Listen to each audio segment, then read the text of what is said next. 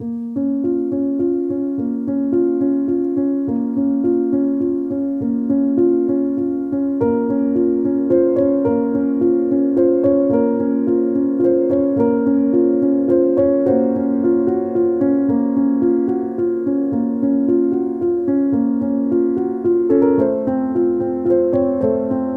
itu aku menggali di dalam ingatanku,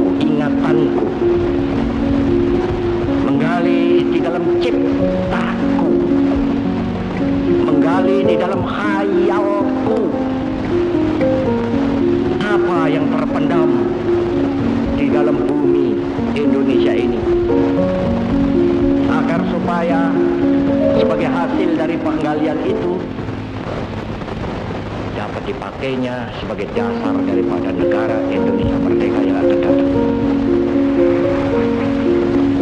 Sudah terbukti bahwa Pancasila yang saya gali dan saya persembahkan kepada rakyat Indonesia, bahwa Pancasila itu adalah benar-benar satu dasar yang dinamis, satu dasar yang benar-benar dapat menghimpun segenap tenaga rakyat Indonesia, satu dasar yang benar-benar bisa mempersatukan rakyat Indonesia itu untuk bukan saja mencetuskan revolusi, tetapi juga mengakhiri revolusi ini dengan hasil yang baik. Maka aku adalah sebenarnya utusan, wakil daripada revolusi Indonesia. Bahwa agenda keempat yang merupakan salah satu bagian dari pembukaan Undang-Undang Dasar adalah rumusan dari Panitia 9 di bagian dari Panitia Persiapan Kemerdekaan Indonesia, yang kemudian pembukaan ini menjadi bagian dari Undang-Undang Dasar kita yang ditetapkan tanggal 18 Agustus 1945. Kemudian proposisi normatifnya adalah walaupun di alinea keempat tidak ada kata Pancasila, kita ketahui bahwa fakta sejarah itulah rumusan dari Pancasila 9. Nah, proposisi normatifnya yaitu kita lihat di pasal 2 Undang-Undang Nomor 12 Tahun 2011 sebagaimana dirubah dengan Undang-Undang Nomor 15 Tahun 2019. Di pasal 2-nya menyatakan bahwa Pancasila adalah sumber segala sumber hukum negara. Kemudian di dalam penjelasan pasal 2 tersebut ya dipaparkan bahwa Pancasila yang dimaksudkan sebagai sumber segala sumber hukum negara itu adalah sebagaimana yang terdapat dalam pembukaan Undang-Undang Dasar Negara RI 1945 dengan menempatkan Pancasila dalam 3 kedudukan hukum, yaitu sebagai dasar negara, ideologi negara, falsafah bangsa, yang kemudian dikunci dengan satu klausul di dalam penjelasan pasal 2 undang-undang tersebut, sehingga setiap materi muatan tidak boleh bertentangan dengan nilai-nilai Pancasila. Dan minggu lalu pun sudah dijelaskan tentang hal tersebut pada bagian kedua. Nah, kita akan membahas satu hal yang mendasar di dalam materi pendidikan Pancasila bagian ketiga ini adalah teori asal mula Pancasila, di mana dilihat dari sisi Pancasila sebagai dasar falsafah negara. Tentang teori ini dibedakan menjadi beberapa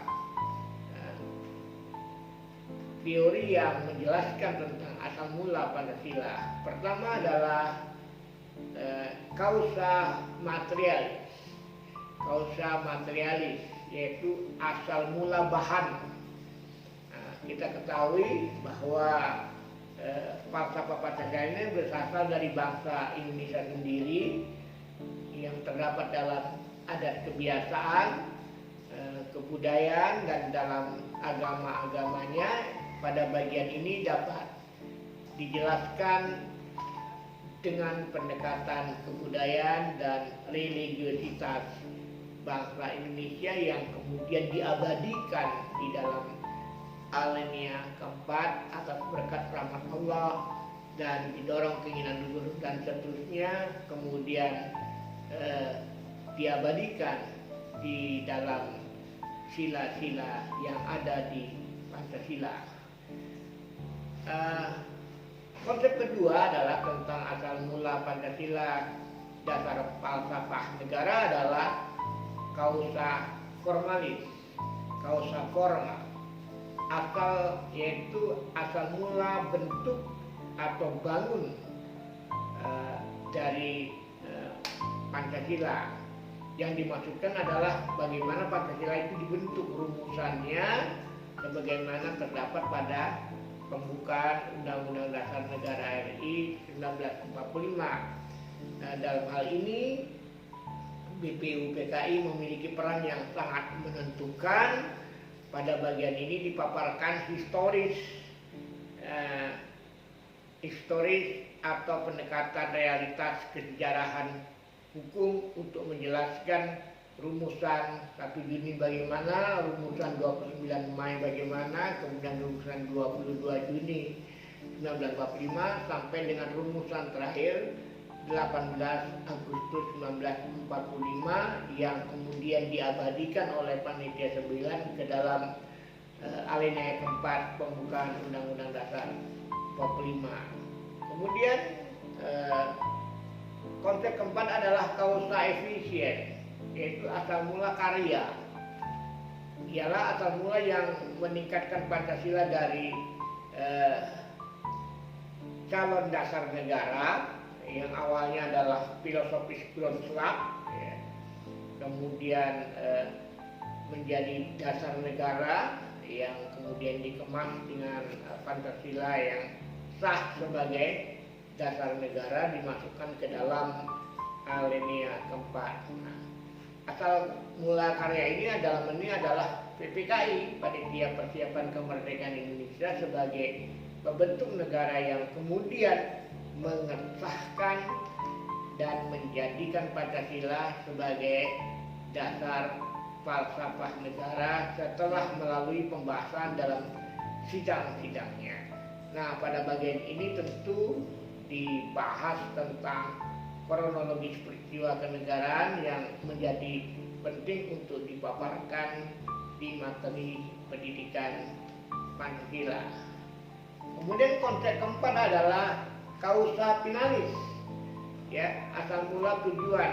Nah, ini adalah tujuan dari perumusan dan pembahasan Pancasila, jadi hendak dijadikan sebagai dasar negara.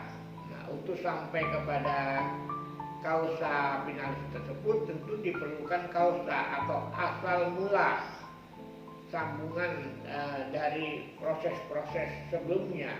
Nah, pada bagian ini perlu dipaparkan kedudukan dari pembukaan Undang-Undang Dasar Negara RI Republik Indonesia 1945 sebagai cipta hukum bangsa Indonesia, dan kemudian kedudukan Pancasila sebagai dasar negara dalam susunan negara Indonesia, baik proposisi konstitusional maupun proposisi normatif dalam peraturan perundang-undangan, ya, yang kita ketahui di dalam pembukaan Undang-Undang Dasar 45 ada proposisi konstitusional, ada klausul-klausul yang perlu dipahami oleh mahasiswa yang mengikuti pendidikan Pancasila. Nah, tentu kita akan bahas dari proposisi konstitusional dari Pancasila. Kita tentu mengambil pada alinea keempat, ya, dari pembukaan Undang-Undang Dasar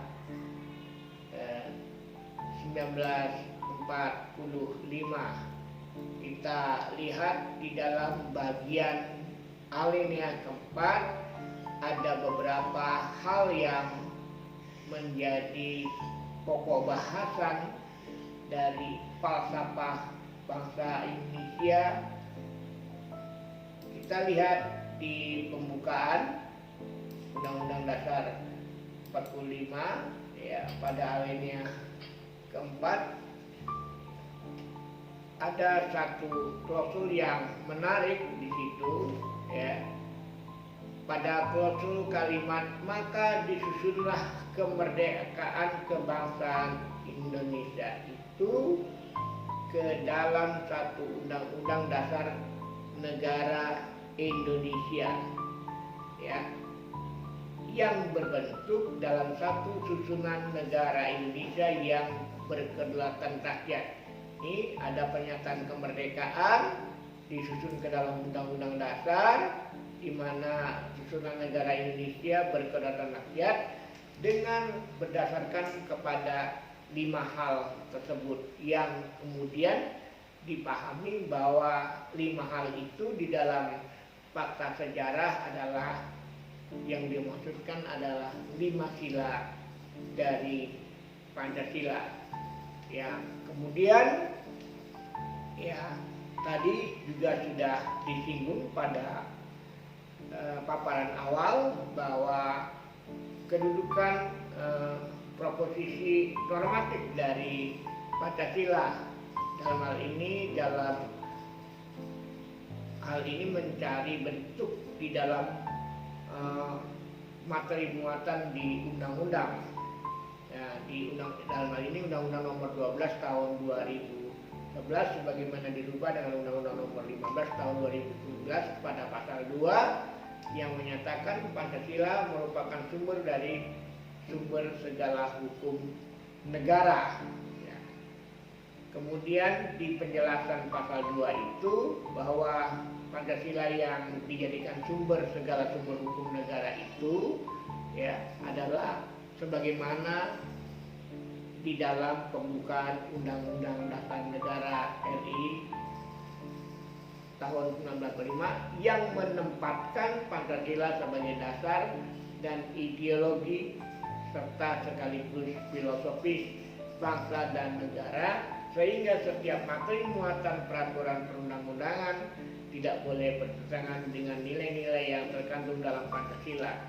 Dalam kaitannya dengan pendidikan Pancasila, ya kita pahami bahwa saat ini kedudukan Pancasila hanya merupakan sumber dari segala sumber hukum negara dan dengan 3 kedudukan sebagai dasar negara, ideologi negara, dan filosofi bangsa. Dan 3 hal tersebut itulah yang akan kita kupas lebih lanjut pada pertemuan-pertemuan kita ketika membahas Pancasila sebagai dasar negara, Pancasila sebagai ideologi negara, Pancasila sebagai falsafah bangsa dan negara Indonesia. Demikian tadi paparan kita tentang teori asal mula Pancasila dengan berbagai konsepnya yang kemudian kita bahas kedudukan dari Pancasila saat ini di Negara Kesatuan Republik Indonesia, mulai dari proposisi konstitusional maupun proposisi normatif. Terima kasih atas perhatian saudara. Ya, jangan lupa untuk menonton Tuliman Kanal berikutnya pada bagian materi pendidikan Pancasila. Terima kasih. Wassalamualaikum warahmatullahi wabarakatuh.